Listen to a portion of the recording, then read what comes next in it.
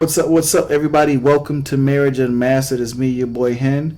And as always, I'm here with my lovely wife, the number one stunner, Shireal. Hey, what's going on? Listen, y'all, I hope y'all had a good weekend. Our weekend was really, really fast. I went to sleep Friday night. I woke up, it was Monday morning. I don't know how I got here, but just know that I'm here. So I hope y'all had a good weekend. It was chill. Ours was, relaxing. It was fast, like I said. But we got a great topic for you all today.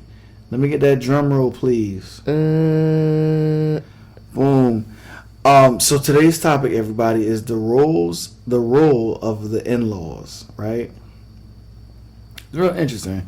Now, let me give out this little disclaimer.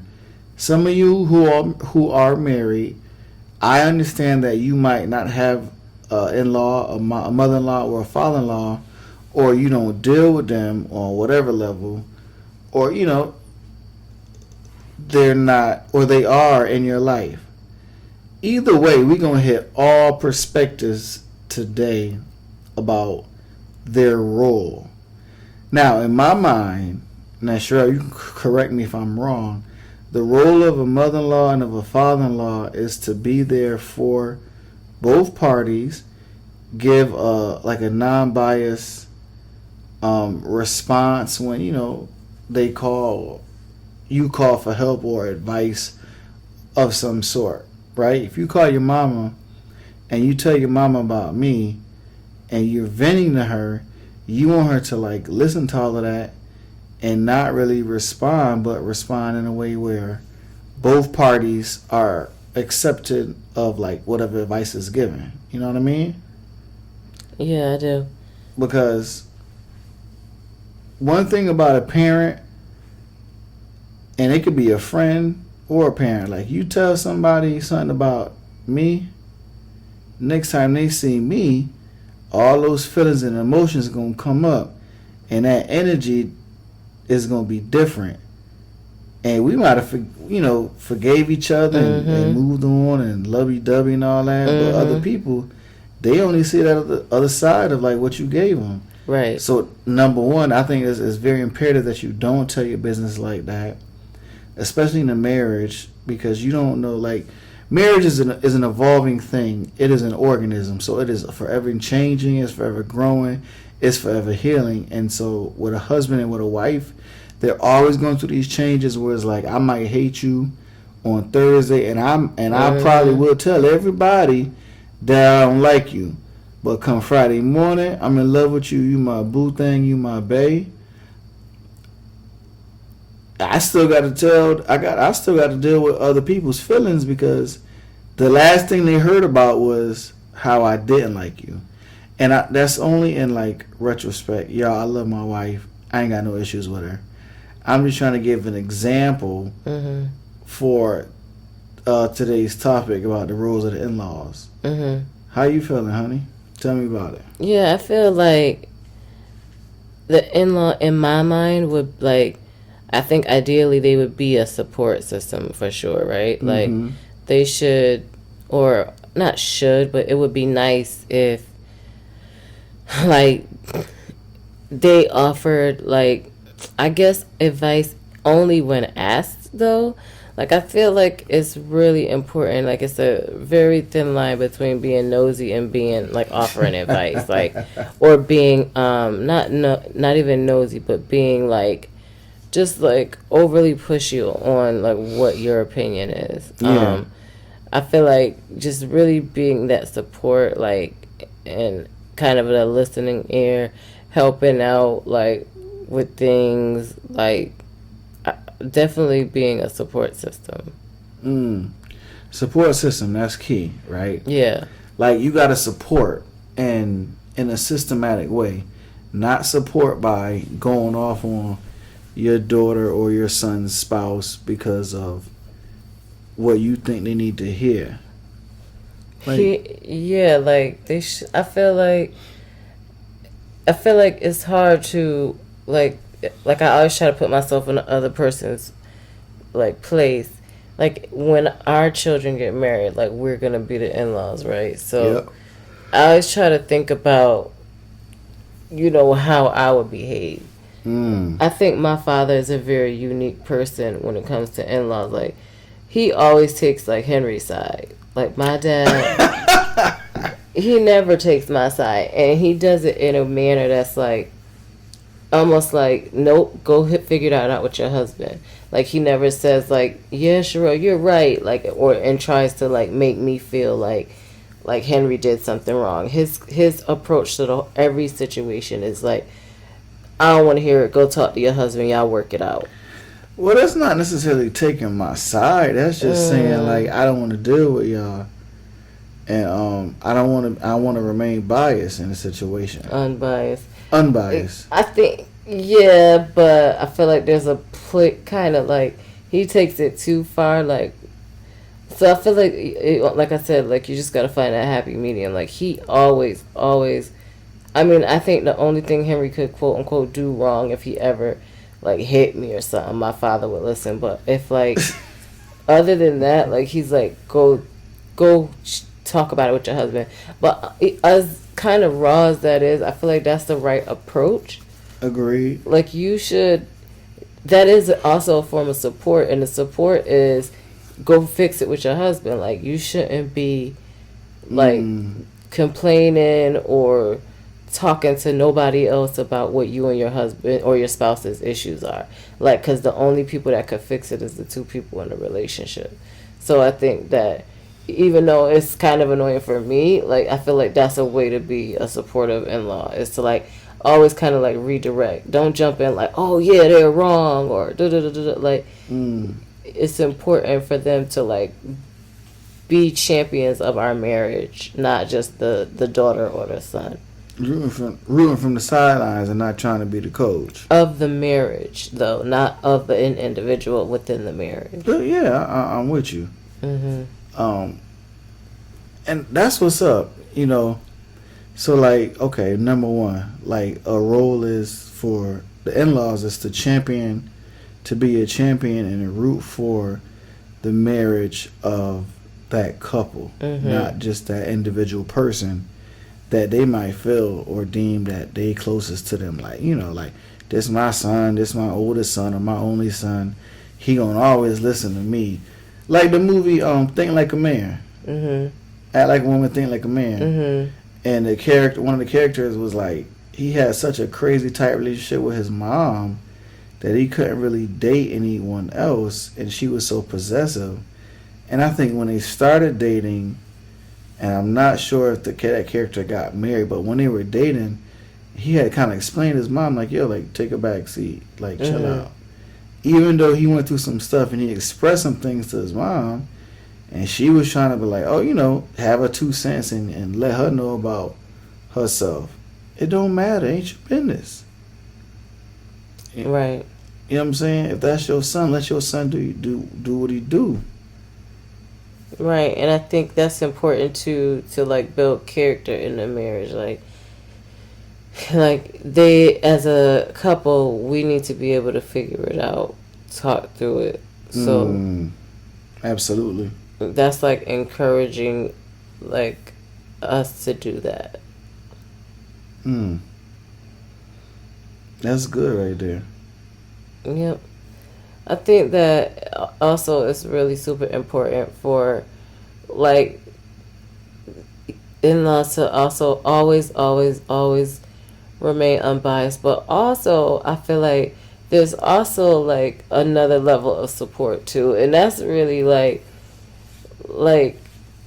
encouraging as a married couple for our growth and development, right? Like being able to like, and I think in some communities we do this better than others, but like for me, I know you and I, a goal of ours for our children is to also be a source of like financial support, because like especially when you start out in your marriage, there's a lot of tough things you're gonna have to face.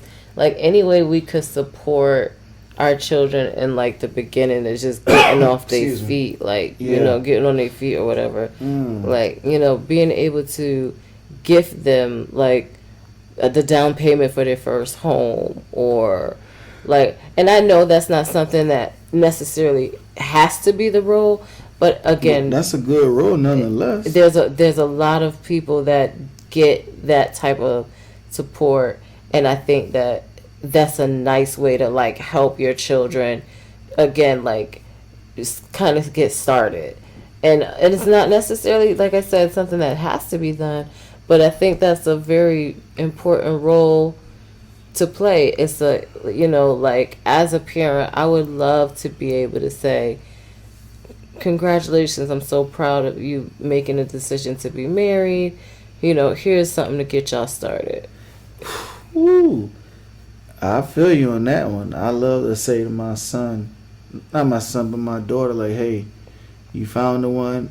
We have X amount of dollars to pay for your entire wedding. Oh yeah, that's definite. We've been planning for that. I mean, cause ideally, like, it's what is it? It's the bride's family. Yeah. But and you know, it's funny because we saying these things like, but and they're debatable, right? Some people feel like yeah, you should, or some people feel like no, you shouldn't. Mm-hmm. However, right, it definitely comes down to the individual and what they want to do. But if again, this is just our point of view.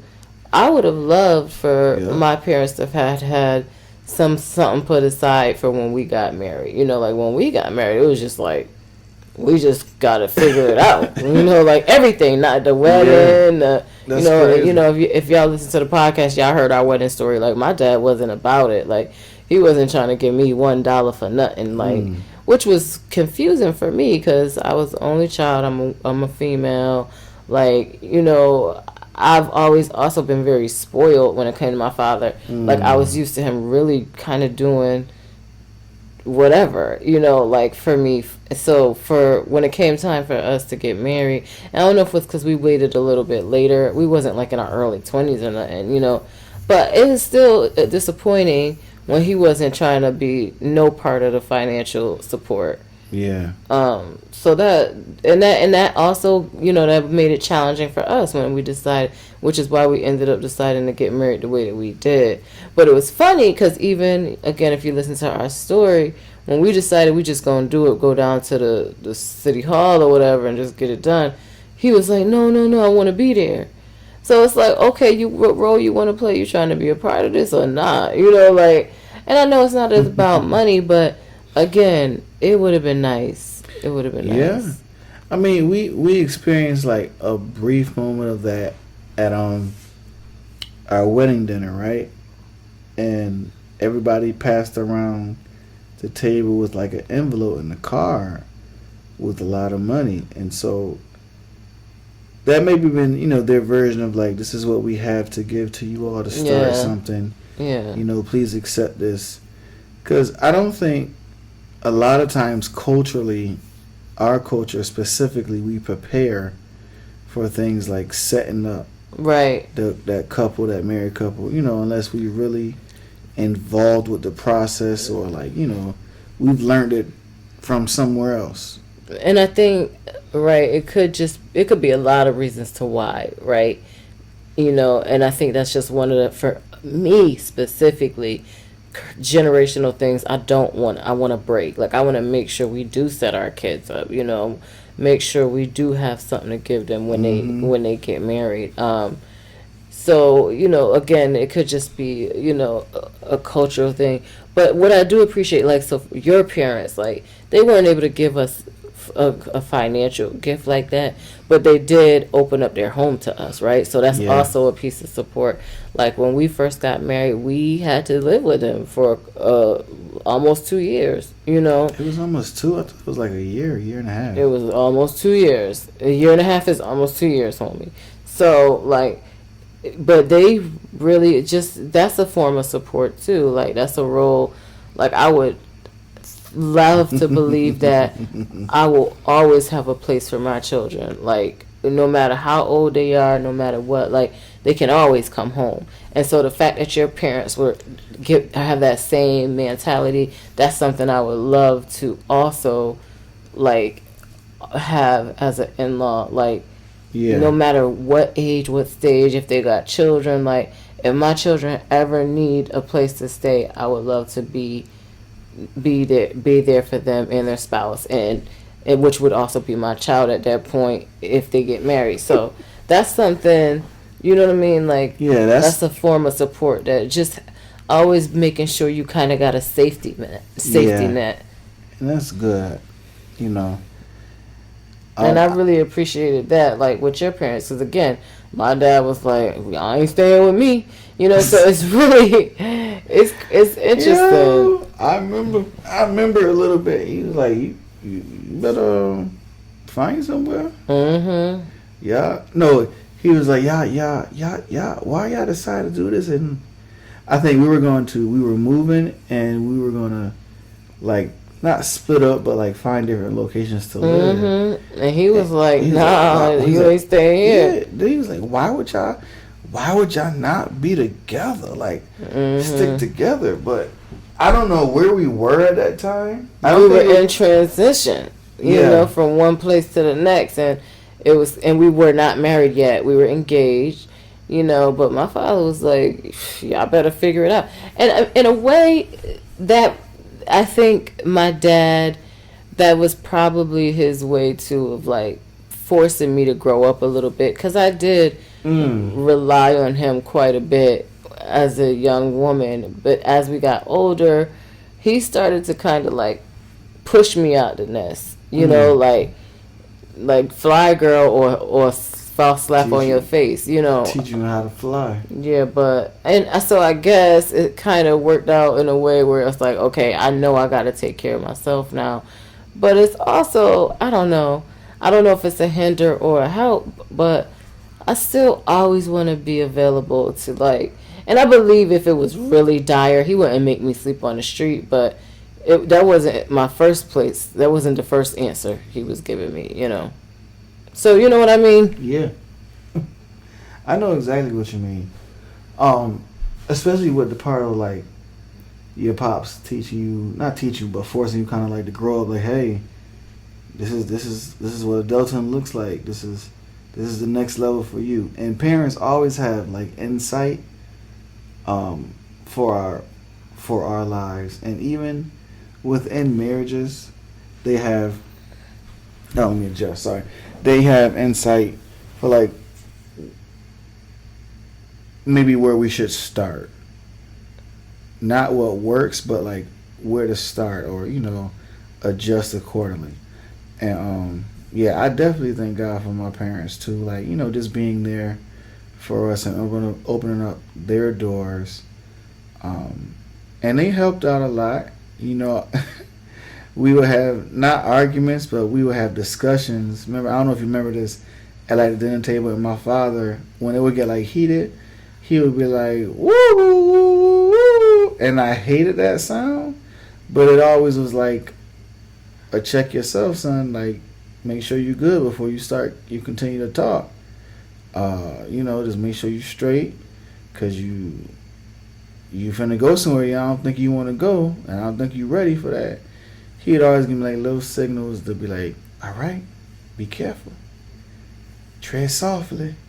And it's funny too, I feel like that's another like very like muddy area. Like, when do they speak up and when they don't? I kind of think that we bringing it back around. Like, you know, I think the biggest for me, and it's like also hard to say, like, I want you to support me, but I want you to know when to also like be quiet. Like, you know what I mean? So it's like yeah. I don't necessarily like want you to like overdo it on the like.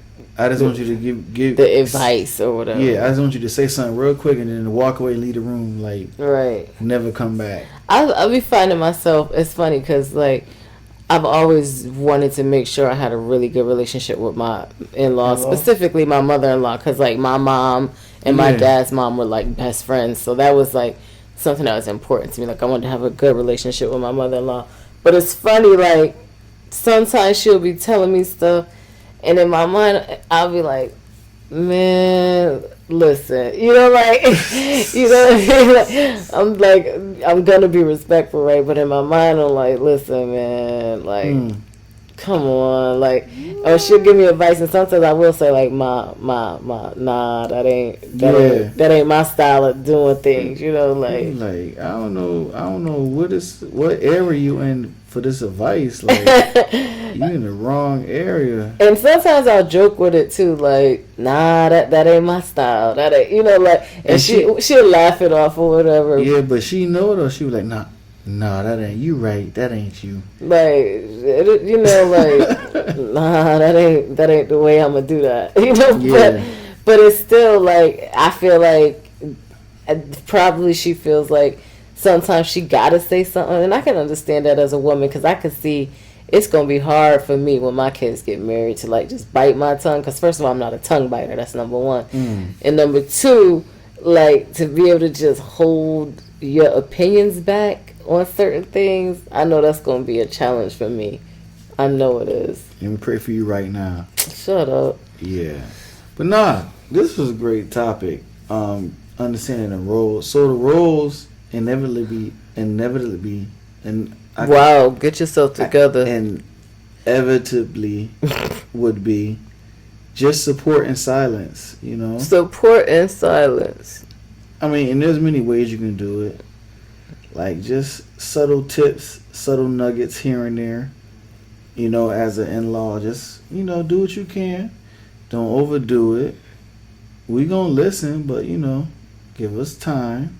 But the main thing, right, is like, with your support, make sure you're supporting the marriage. Yes. You're not like taking any sides. Like, you're encouraging each other to like really come together and figure it out, and really just continue to champion the marriage itself. That's right. That's all good. Right. Yeah, that's good. I think that's it. That's it. That's pretty much it. We'd love to hear back. I know we said some debatable things. I'm sure some people like pay your own bills or whatever. So we'd love to hear back from y'all what y'all think and how y'all deal with y'all in-law situation. Oh, yeah. All right, y'all. Thank you for listening, and we'll talk to you next week. Bye. Peace.